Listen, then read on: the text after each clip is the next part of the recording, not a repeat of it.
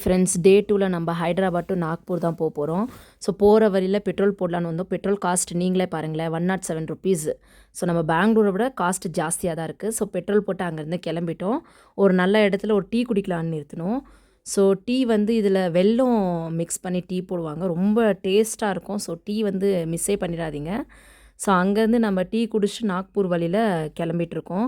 கிளம்புற இடத்துல ஒரு சின்ன vlog எடுக்கலான்னு எடுத்திருக்கேன். ஹாய் ஃப்ரெண்ட்ஸ், டே 2 லடாக் ட்ரிப். இப்போ நம்ம எங்கே இருக்கோம்னு பார்த்தீங்கன்னா ஆஃப் டு நாக்பூருக்கு தான் போய்கிட்டு இருக்கோம்.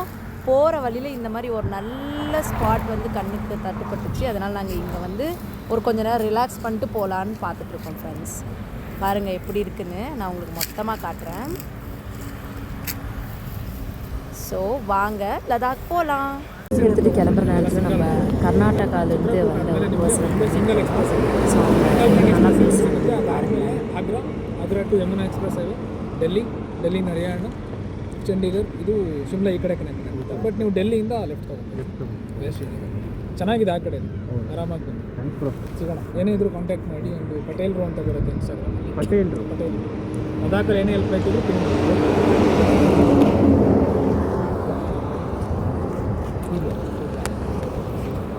பாய் பாய். இங்கேருந்து நம்ம டிஃபன் சாப்பிட கிளம்பிட்டோம். ஸோ டிஃபன் வந்து இங்கெல்லாம் வந்து ரெஸ்டாரண்ட்லாம் கிடையாது, எல்லா இடத்துலையுமே தாபா தான் இருக்கும். ஸோ அங்கே நம்ம என்ன ட்ரை பண்ணோன்னு பார்த்தீங்கன்னா இது தால் கறி. ஸோ தால் கறியில் வந்து அவங்க மேலே வந்து ஒரு தாளிப்பு மாதிரி போட்டு கொடுக்குறாங்க, அதோட ரொட்டி. ஏன்னா இங்கே வந்ததுக்கப்புறம் ரொட்டி தான் இருக்குமே தவிர வேறு எதுவுமே கிடைக்காது. ரொட்டிக்கு வந்து ஒரு ஊறுகாய் எப்படி கொடுத்துருக்காங்கன்னா தண்ணி மாதிரி ஒரு ஊறுகாய் கொடுத்துருக்காங்க. ஸோ இப்போ இங்கே நம்ம சாப்பிட்டு எப்படி இருக்குன்னு பார்க்கலாம். பிளேட்டு கொடுக்க சொன்னால் பிளேட்டு மேலே ஒரு நார்மல் ஒரு பிளாஸ்டிக் பிளேட்டை போட்டு கொடுத்துருக்காங்க. ஸோ அதுக்கப்புறம் நாங்கள் வந்து இது ட்ரை பண்ணோம், லஸ்ஸி. டிஃபன்லாம் சாப்பிட்டு முடிச்சுட்டு நாக்பூர் கிளம்பியாச்சு. ஆனால் டிஃபன் மட்டும் ரொம்ப டேஸ்ட்டாக இருந்துச்சு. ஏன்னா நம்ம ஊர் ரொட்டி மாதிரி இல்லாமல் இங்கே விளையிற ஃபஸ்ட் குவாலிட்டி ரொட்டி இல்லையா, ஸோ சூப்பராக இருந்துச்சு. ஸோ இங்கேக்கு நாம் 1000 கிலோமீட்டர் வந்து கவர் பண்ணியாட்டோம். நாக்பூருக்கு வந்து ஒரு 79 கிலோமீட்டர் அந்த டிஸ்டன்ஸில் தான் இருந்துச்சு. ஸோ இங்கேருந்து நாம் வந்து மேப் வந்து சேஞ்ச் பண்ணிட்டோம். ஏன்னா வந்து நாக்பூர்னால் அது வந்து சிட்டிக்குள்ளெலாம் போயிடும்.